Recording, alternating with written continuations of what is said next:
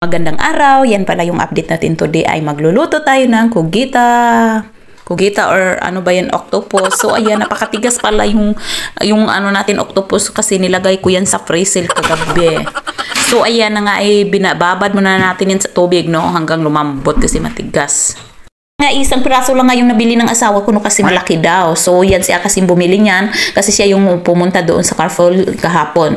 So nilagay ko yan sa freezer kasi may pagdating niya kagabi ay may naluto na ako ng pagkain. So ngayon natin siya lulutuin no. So pinapalambot lang natin kasi super tigas niya. So ayan na nga ay malambot na siya.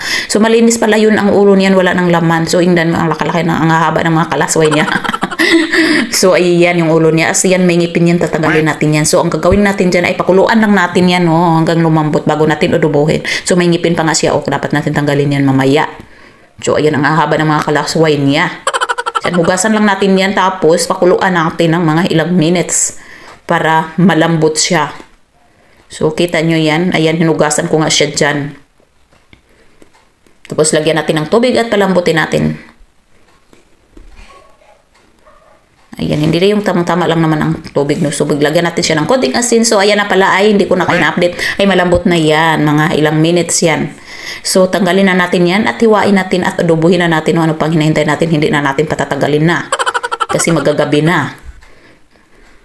Hiwain natin yan ng maliliit. Yan.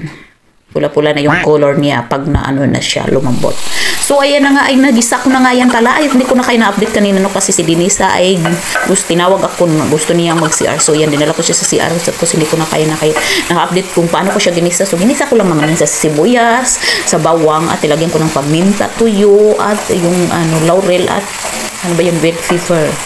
So, nilagyan ko din konting sugar at oyster sauce, at ano pa ba, konting suka. So, ayan lang. Masarap siya.